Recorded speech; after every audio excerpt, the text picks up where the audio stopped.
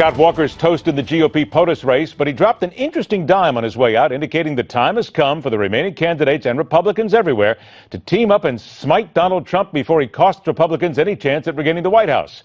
While they're at it, what about this new level of extremism that seems to be dragging the party into the muck and mire of controversy? All right, let's get to it. He remains steadfast in his belief he will be there come November of next year. Welcome into the Hardline, the former governor of Arkansas, remaining GOP POTUS candidate, Mike Huckabee. Governor, it's a pleasure to have you on the show. And let me just get this straight. You are absolutely, positively in the race. You're not announcing anything today, right? Absolutely not. Yeah, I'm announcing that I just paid a filing fee in South Carolina to officially be on the ballot.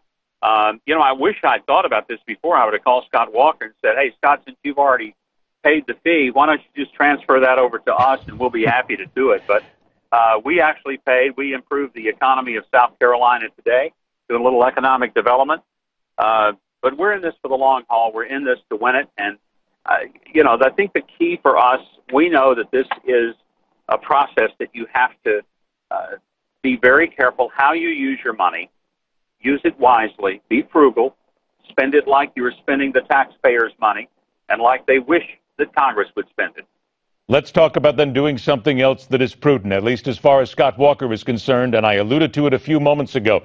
Do you believe that the rest of the candidates, you yourself as well, you need to go right at Donald Trump because people say if you and the others let him slide and let him get away, you and the others are costing the GOP any chance of getting into the White House. He will poison the well and keep Republicans out.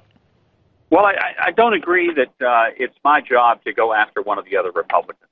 I think my job is to play the best game that I can because I want to be the quarterback of the team. So does everybody else. But I think the best way for me to be the quarterback is to play a better game, not to break the legs of one of the other guys in tryouts.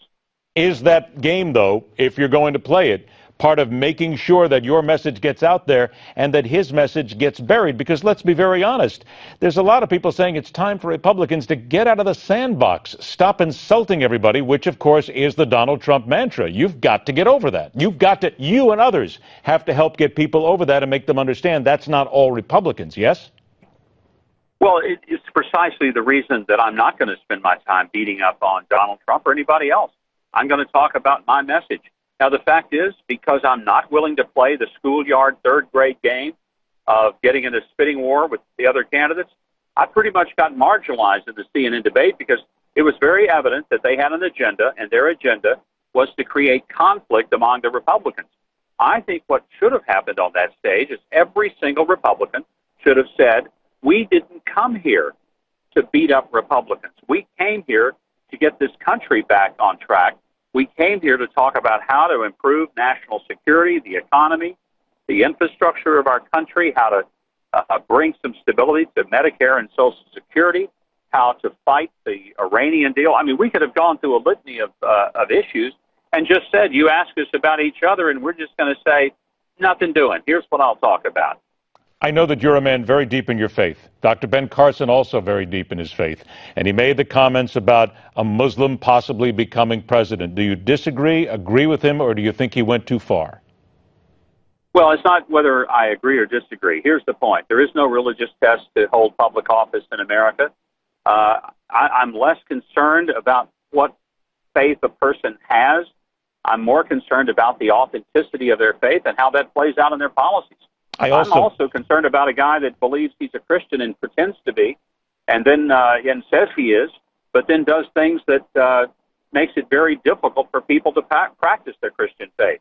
I'm disappointed if a person says, I'm a Christian, but you invite the Pope into your home, and then you invite a whole bunch of people who are at odds with the Catholic Church policy. I think there's something very unseemly about that. And it would seem that even the Vatican themselves are actually very concerned about whom the president has invited to meet the Pope. I have about 60 seconds left. I want to make sure I get this in here. You are very concerned about what is coming out of Syria because we hear about the refugees there, but not all of these are Syrian refugees, correct? The latest report that was given this morning is that of the refugees, only about 1 in 5 can be verified as actually being a Syrian refugee escaping from the tyranny of Syria. And 4 out of 5 are people who are looking for a better economic climate, who are maybe having other reasons, but they're not Syrian refugees. That ought to be a real concern to us, that this is not being used as a ruse for a whole lot of people to travel all over the world and plant their feet, whether in Europe or the United States. That's a real concern, and it better be. And you are indeed right, because there's always a concern about that, because quite frankly, we never know until we look. It's that old check and verify as well. Governor Huckabee, it's always a pleasure to have you on the show. Good luck in South Carolina and other places as well. We'll look forward to talking to you down the road. Thanks, Ed. Great to talk to you. All right, take care. Let's once again go ahead and ask our audience. You've now heard from Governor Huckabee. You're going to hear a lot more from him, but who's your choice right now to be the GOP 2016 nominee? Go to newsmaxpolls.com. You tell us. We'll continue to talk about it on the Hard Line.